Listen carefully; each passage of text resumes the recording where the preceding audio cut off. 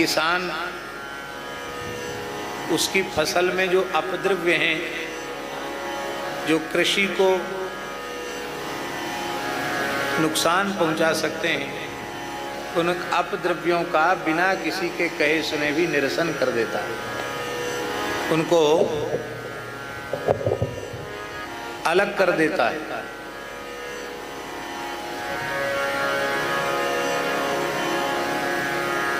और भगवान स्वयं भी अपने अवतार के संबंध में अनेकों श्लोक पर कह रहे हैं, लेकिन विभीषण जी के प्रकरण में, शरणागति के प्रकरण में भगवान श्री राम स्वयं ही सुस्पष्ट कर रहे हैं।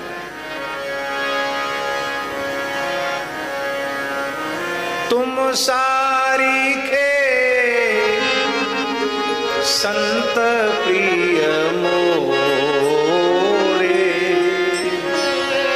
तुम सारी के संत प्रिय मोरे, धर्म देह नहीं आननी हो, धर्म देह नहीं आननी हो रे। अर्थ सुस्पष्ट है, ये भीषण तुम्हारे जैसे संत हमें प्रिय हैं और तुम्हारे जैसे संतों में अवतार ले। भगवान सत्य संकल्प हैं, ते उत्पत्ति पालन संहार की क्रियाएं हो जाती हैं, अनंतानंत ब्रह्मांडों का सृजन पालन संहार हो जाता है। उन भगवान के संकल्प से असुर संहार न हो ये संभव नहीं है, धर्म स्थापन न हो ये भी संभव नहीं है। धर्म स्थापन भी संकल्प से हो जाएगा। ब्रह्मा जी को आई गुण रुद्र के क्रम से कोई अक्षरारंभ थोड़ी कराते हैं भगवान। तेने ब्रह्म हृदय या आदि कवये मुह्यन्ति यत् सूरया। केवल हृदय से संकल्प करते हैं ब्रह्मा जी को, वेदों का ज्ञान प्राप्त हो जाता है। तो वे हृदय से संकल्प करें तो सबके मन में चतुष्पाद धर्म परिपूर्ण रूप से प्रतिष्ठित हो जाएगा। और महाराज जी आगे कल की अवतार में ऐसा होने वाला है,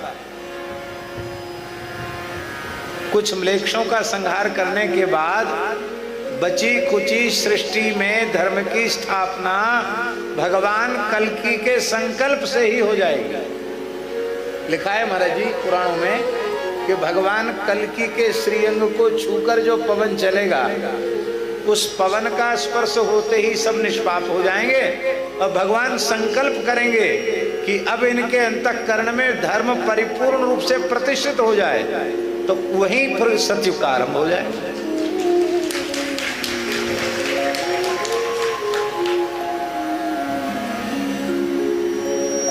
तो इसलिए धर्म स्थापन और दुष्टों का विनाश ये आनुषंगिक प्रयोजन है। ग्रामम गच्छन् तृणम स्पृशति की समान। विद्यालयम गच्छ गाम चानय। तो विद्यालयम गच्छ इस आज्ञा में प्रयोजन है, गाम चाने में प्रयोजन नहीं है। लेकिन जा रहे हो, लौटते समय गाय मिल जाए, गाय को भी ले आना। तो भगवान जब भक्तों के लिए आते ही हैं तो धर्म स्थापन भी करते हैं और असुर संहार भी करते हैं।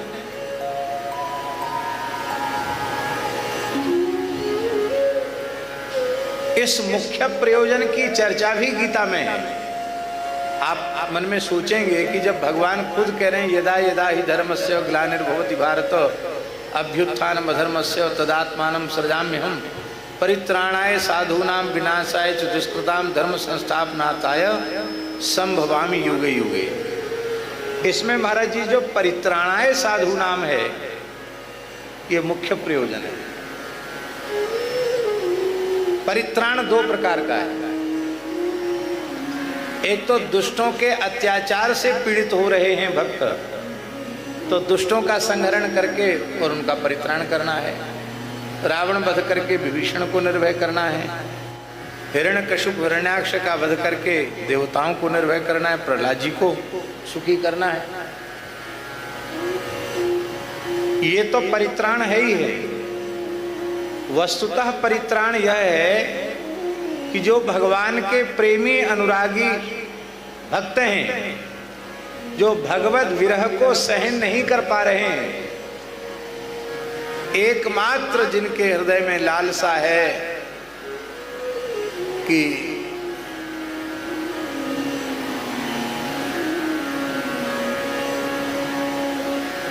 संत मलुकदास जी ने अपनी वाणी में कहा, दिन सुदिन तब मैं गिनो जब जहां लाल अपनों पाई।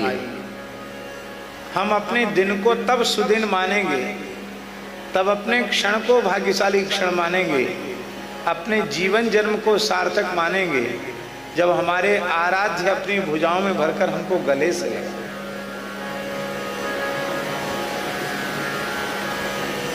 अब संकल्प से सबरी को संतुष्ट नहीं कर सकते भगवान, संकल्प से हनुमान जी को संतुष्ट नहीं कर सकते भगवान, संकल्प से विभीषण को संतुष्ट नहीं कर सकते। तो वस्तुतः परित्राण है जो विरह सागर में डूब रहे भगवान के भक्त हैं। उन विरह सागर में डूबते हुए भक्तों को दर्शन स्पर्श आलिंगन आदि प्रदान करके, अपने पीतांबर से उनके आंसू पोंछ करके, उनके मस्तक पर अपने करकमल को पधरा करके उनके ताप को शांत करने के लिए भगवान का अवतार हो। और भगवान अवतार लेकर ऐसा करते हैं, स्वपाद मूले पतितं तमर्भकम्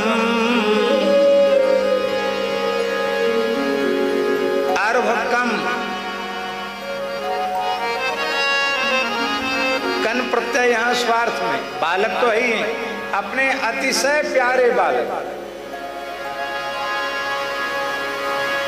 स्वपाद मूले पतितं तमर्भकम् विलोक्य देवा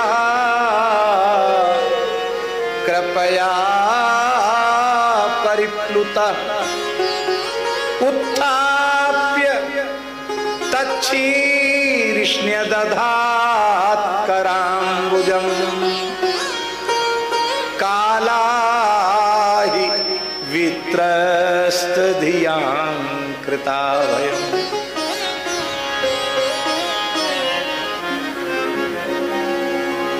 आहा, अपने चरणों में भक्त प्रहलाद को साष्टांग प्रणाम करते हुए देख करके भगवान नृसिंह वात्सल्य सिंधु में डूब गए। भक्त वात्सल्य सिंधु में स्वयं ही डूब गए। लपक कर प्रहलाद जी को उठाया, अपने अंक में विराजमान किया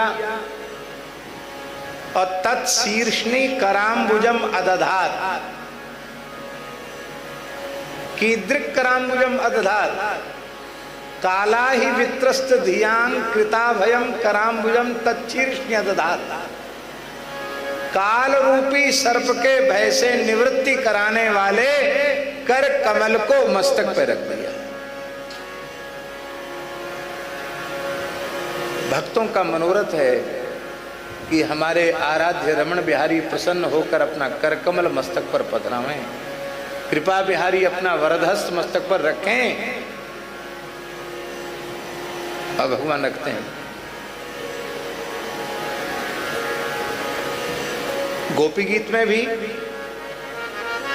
सिर सीधे ही ना श्री कर सिर सीधे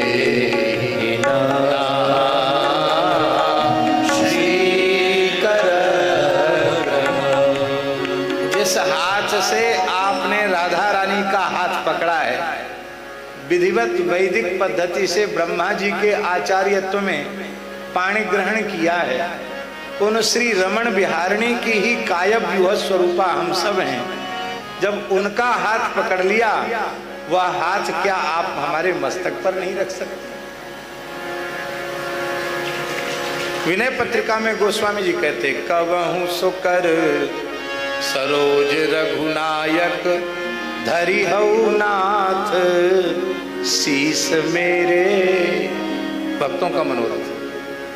अंतिम में शीतल सुखद छाह जही कर की मेटत पाप ताप माया निशिवासर तेहि कर सरोज की चाहत तुलसीदास छाया। आप लोग कहेंगे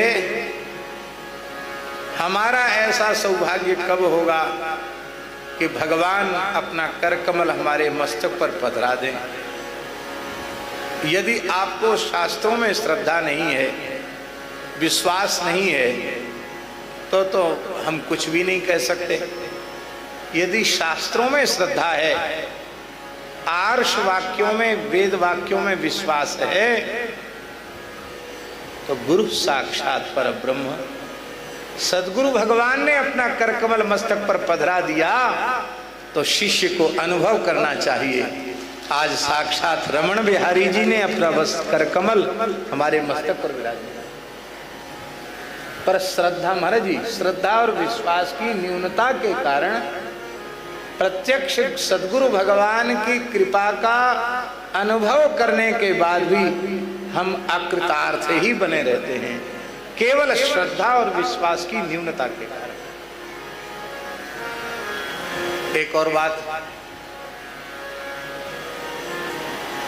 हम लोग जितने लोग महाराज जी यहाँ बैठे हैं, सबके लिए भगवान का अभी अभी अवतार हो गया।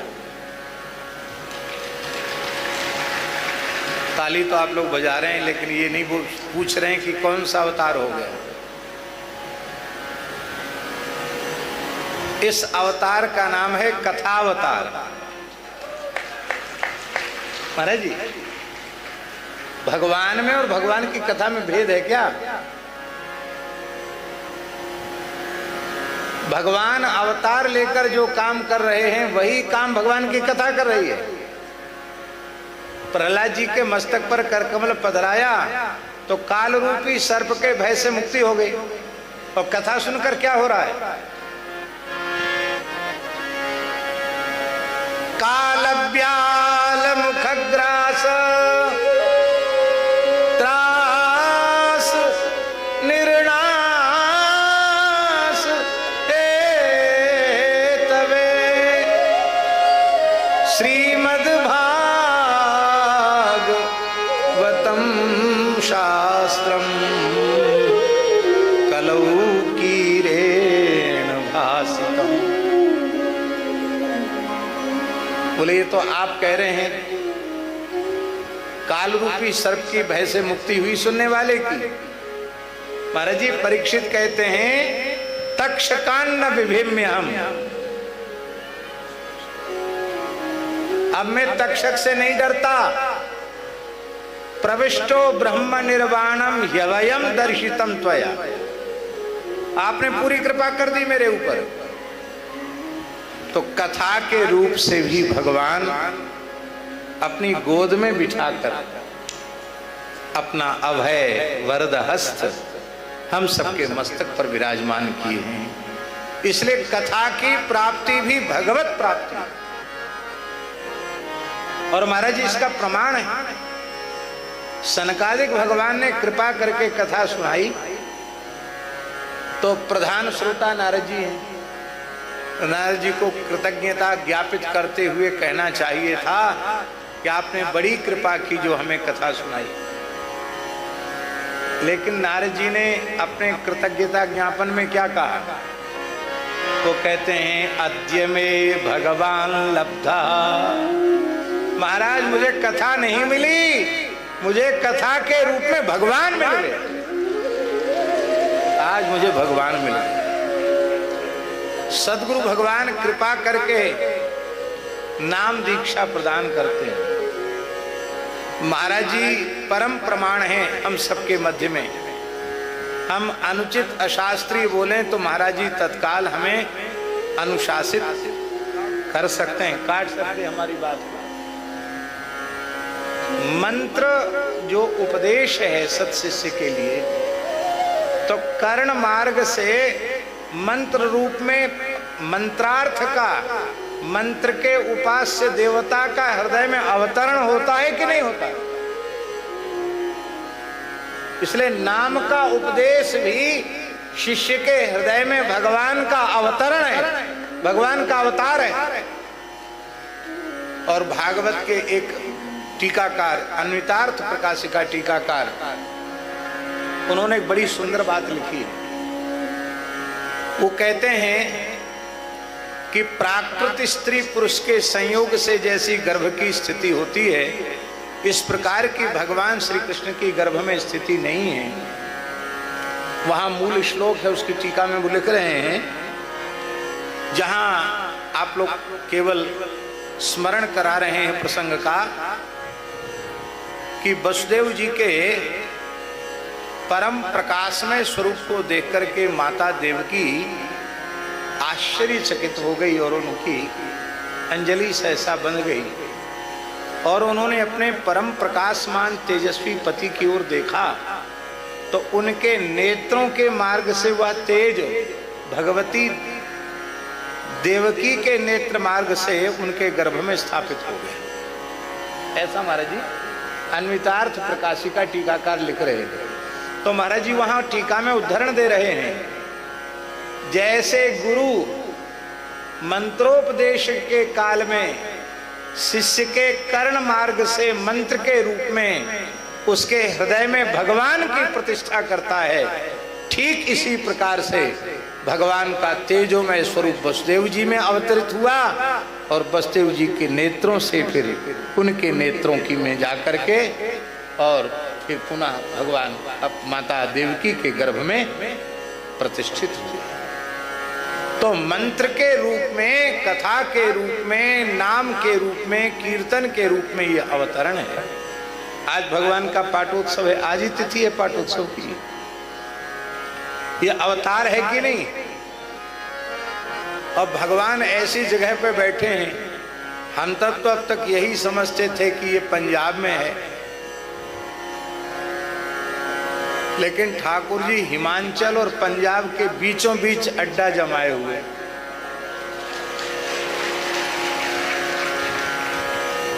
शंकर जी की ससुराल को भी कवर कर रहे हैं और गुरुओं के स्थान को भी कवर कर रहे हैं।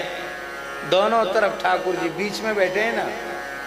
तो दिल्ली दीप कन्या से पूरे पंजाब को संभाले हैं ब्रज बिहारी जी और इधर पूरे हिमाचल को संभाले हुए हैं। तो वस्तुतः यह अर्चावतार भी भगवान का अवतार ही है, यह अवतार है। और महाराज जी देखा जाए तो भगवान के अवतार आचार्यों ने ग्रंथों में 5 प्रकार के बताए। पर,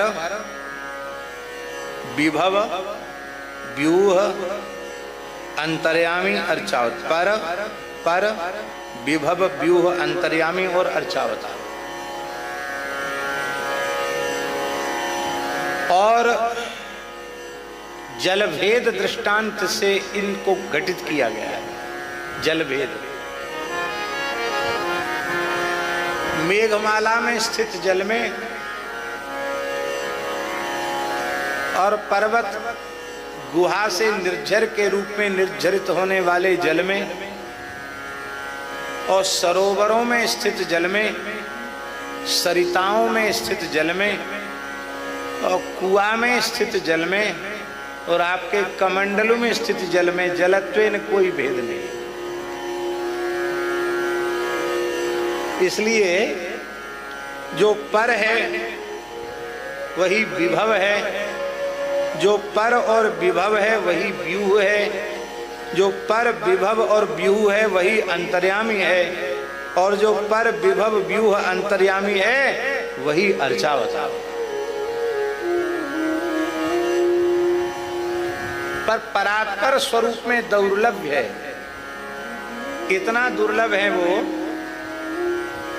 जैसे कि पूज्य स्वामी श्री वृषभानंद जी महाराज कहें, महाराज गर्मी है, प्यास लगी है, तो हम आपको उत्तर दें कि मेघमाला में जल स्थित है, आप पीकर प्यास बुझाइए, तो ये हंसेंगे, कहेंगे भाई ये तो समाधान नहीं हुआ। मेघमाला में जल स्थित तो है, लेकिन आप कमंडल भर के नहीं ला सकते, दुर्लभ है उसमें। झरना भी सबके लिए सुलभ नहीं है, झरने तक जाना पड़ेगा। नदी सरोवर में भी सौलभ्य नहीं है। आपको एक कलश भर के जल हम दे दें, उसमें सौलभ्य है। तो अर्चावतार के रूप में भगवान अत्यंत सुलभ है। और महाराज जी भगवान कहते जरूर हैं दुर्वासा जी से, अहम भक्त पराधीनो यस्वतंत्र इव द्विज साधु ग्रस्त हृदयो भक्तैर भक्त जन प्रिय, लेकिन करके बहुत कम दिखाते हैं। कहते हैं पर करके बहुत कम दिखाते हैं।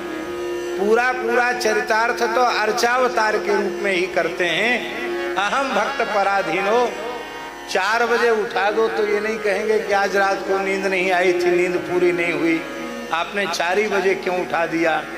और कभी ऐसा अवसर आ जाए कि दिन में 8 बजे तक भी सोने दो, तो ये नहीं कहेंगे अरे तुमने दिन चढ़े तक हमारा सब समय बर्बाद कर दिया। जब सुलाओ तब सोएंगे, जब जगाओ तब जगेंगे, जब खिलाओ तब खाएंगे, जब पिलाओ तब पिएंगे, और जो पहनाओ वो पहनेंगे, जहां बिठा दो वहां बैठ जाएंगे। और वही बेके तो बिक जाऊं, किसी को दे दो तो भी चले जाएंगे, कहेंगे नहीं कि हमको तुमने दूसरे को क्यों दे दिया। अर्चावतार के रूप में भगवान सुलभ हैं, पर अर्चावतार में हम मृत पाषाण आदि का दर्शन करते हैं, सच्चिदानंद घन भगवान का दर्शन नहीं करते हैं। इसलिए महाराज जी ते पुनः चुरुकाले नह्यम मयान तीर्थानि न देवा मृच्छिला मया ते पुनः चुरुकाले न दर्शना देव साधे। तो उरुकालेन कस्मात पुनंति, कस्मात धे तो उरुकालेन पुनंति, उनमें मृत पाषाणादि की बुद्धि होने के कारण उरुकाल में पवित्र होते हैं, अन्यथा भगवान के दर्शन मात्र से पवित्र हो जाए। एक छोटी सी बात कह करके हम विराम करेंगे। हमारे ब्रिज में सूरदास जी की तपस्थली है, भजन स्थली है, चंद्र सरोवर सूर्य श्याम गौशाला। सारस्वत कल्प के अनुसार वहां भगवान ने महाराज किया। श्री वल्लभाचार्य चरण की बैठक है, गोसाई श्री विठलनाथ जी की बैठक है, गोसाई श्री गोकुलनाथ जी की बैठक है, और जो महाराज जी प्रथम तिलकायत दाऊ जी महाराज, गोस्वामी दाऊ जी महाराज, जो श्रीनाथ जी को जतिपुरा से मारवाड़ ले गए थे, उनकी भी बैठक है।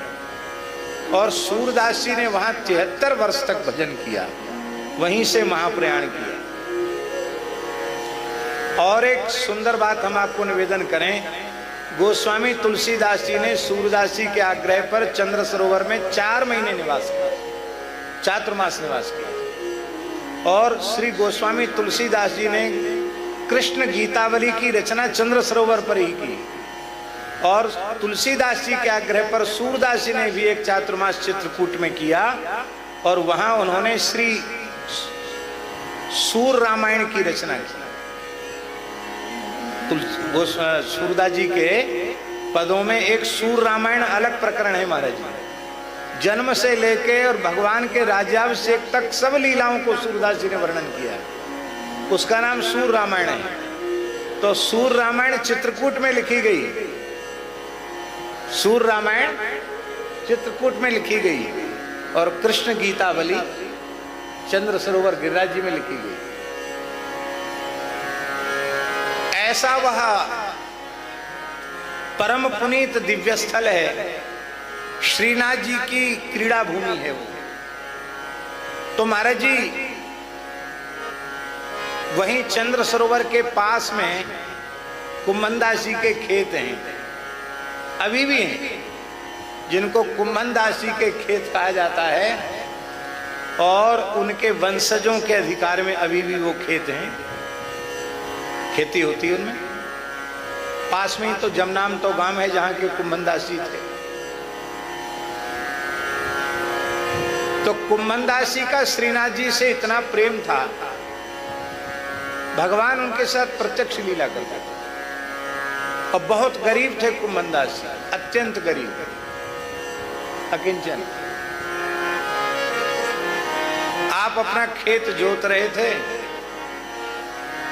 हल चला रहे थे, और श्रीनाथ जी अपने पीतांबर में बीज डाल करके ऐसे बीज बो रहे थे, पीछे पीछे बीज बो रहे थे, हल के पीछे पीछे चलकर, और दोनों में परस्पर रस वार्ता भी हो रही थी।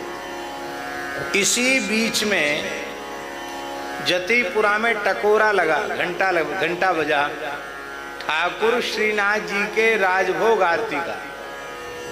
तो टकोरा पहले बज जाता, जिसमें दूर तक आवाज जाए तो वैष्णव राजभोग आरती के दर्शन करने पधारे।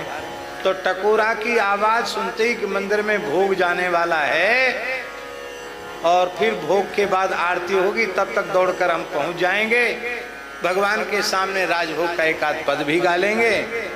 दौड़ के कुम्भनदासी जाने लगे तो श्री ठाकुर जी ने उनका हाथ पकड़ लिया। कहा, कुम्भनदास जी कहां जा रहे हो? मैं तो यहां हूं, वहां मंदिर में जाके कहा करोगे? कुम्भनदास जी बोले, सेवा चूक जाएगी तुम्हारी बातचीत में, पीछे तुमसे बतरावेंगे, उत्तर पीछे देंगे, हमको जाने दो। हाथ छुड़ाकर भाग गए। वहां गए, भगवान का राजभोग आ गया था, इनके वहां तक पहुंचते ही भोग उसर गया, आरती हुई, पद गाया, चले आए। तो महाराज जी आए तो क्या देखा, ठाकुर जी एक करील के वृक्ष के नीचे बैठ के मेड़ पे हाथ पे हाथ धरे बैठे हैं, उदास से। कुम्भनदास जी आए, बोले आप उदास क्यों? अरे बोले, हमको छोड़ के चले गए, हम तो यहाँ थे, तुम वहां आरती दर्शन करने किसके लिए गए? आपने हमारा तिरस्कार कर दिया, प्रत्यक्ष स्वरूप का तिरस्कार किया और विग्रह का दर्शन करने चले गए। कुम्भनदास जी बोले, महाराज अटपट मत बोलो। क्यों? पहले तो मैं आपसे एक बात पूछूं, आपे बुलायो कौन ने? आप कौन के बुलाए भई आए? भगवान चुप हो गए, किसी के बुलाए नहीं आए, अपनी इच्छा से आए ना, अपनी इच्छा से आए। और जब जाना चाहोगे, जब जाए वो चाहोगे, तो हमारे रोके थे रुकोगे? अनंत कोट ब्रजगोपी तो आपको रोक न सकी, तत्रैवांतर धीयत, वहीं अंतर्धान हो गए। मैं अकेला भोला भाला बड़ा बूढ़ा ब्रजवासी आपको कहां से रोकता? आप ना हमारे बुलाए आए हैं और ना हमारे रोकने से रुकेंगे। इसलिए यहाँ जो आपका दर्शन है वो आपकी ओर से जो आपकी अहेतु की कृपा है उसके अधीन है, लेकिन वहाँ जो मंदिर में आप विराज रहे हैं वो आचार्य अनुग्रह से आप विराज रहे हैं, और उन्हें आप ये नहीं कह सकते कि हम छोड़ के चले जाएंगे, दर्शन अमुक को देंगे, अमुक को नहीं देंगे। वहाँ जीव मात्र पर कृपा करुणा करके साक्षात दर्शन देने के लिए आप बाध्य हैं। इसलिए हमको लगता है आपके साक्षात स्वरूप से आपका विग्रहावतार, आपका अर्चावतार श्रेष्ठ है। इसलिए उनको लाड़ न लड़ाए होते तो आप हमारे आंखों के सामने न होते।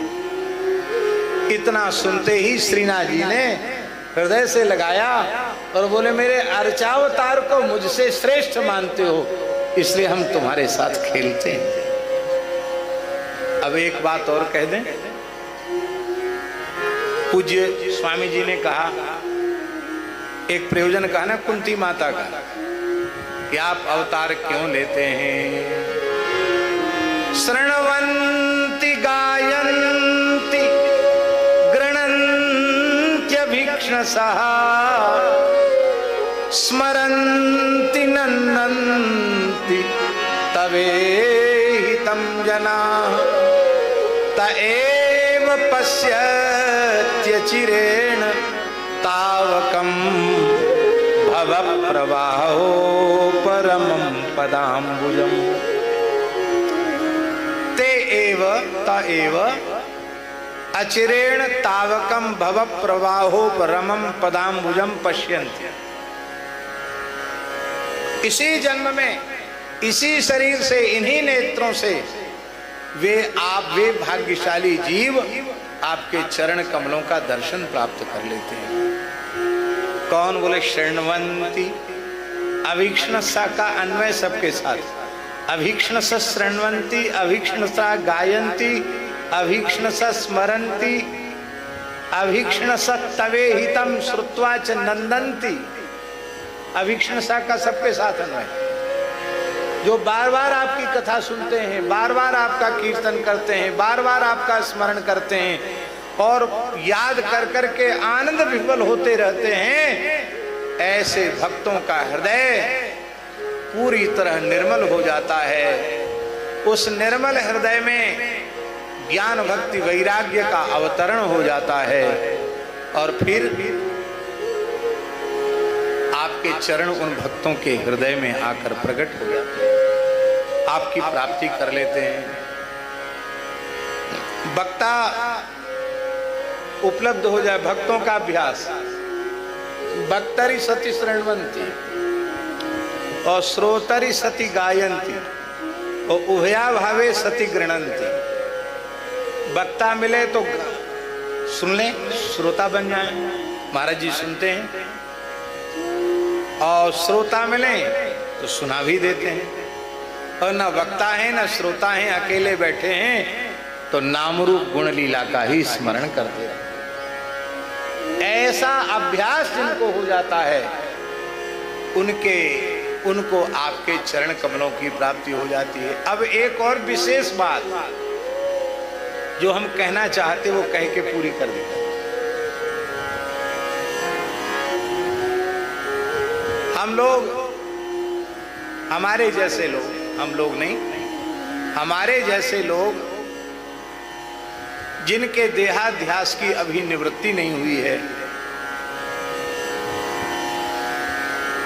स्वरूप में पूरी तरह स्थिति नहीं हुई है, शरीर संसार से भोगों से जैसा मन हटना चाहिए, वैराग्य होना चाहिए, वैराग्य नहीं हुआ है, ऐसे लोगों के देहेंद्रियादि प्राकृत रूप रसगंध शब्द स्पर्श को अनुभव करते हैं, किंतु अब हम एक प्रश्न पूछ रहे हैं कि जिनका देहाध्यास सर्वथा निवृत्त हो चुका है, शुकदेव जी की कोटि के जो महात्मा हैं, अथवा सनकादिकों की कोटि के जो महात्मा हैं, अथवा नवयोगीश्वरों की कोटि के जो महात्मा हैं, जिनके देहाध्यास की सर्वथा विनिवृत्ति हो चुकी है, अब उनकी इंद्रियां, उनका देह, उनकी इंद्रियां प्राकृत रूप रसगंध शब्द स्पर्श की ओर तो प्रवाहमान है नहीं, पारलौकिक रूप रसगंध शब्द स्पर्श भी उनको अपनी ओर आकर्षित नहीं कर सकता।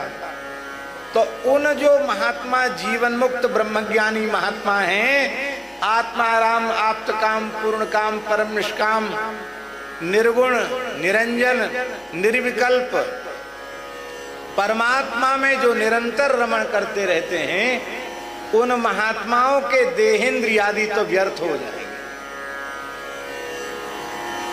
अरे कम से कम हम लोगों के प्राकृत रूप रसगंध शब्द स्पर्श का तो अनुभव कर रहे हैं, उनके तो न प्राकृत न लौकिक न पारलौकिक, तो देह धारण करने का क्या फल मिला उनको? कुंती माता कहती हैं, ऐसे ज्ञानियों को भी भक्ति योग प्रदान करने के लिए आपने अवतार लिया है। बड़ा प्यारा श्लोक है, जितनी बार गाएं उतनी बार गाने के बाद भी मन नहीं भरता, हमारा तो मन नहीं भरता, आपकी आप जाने।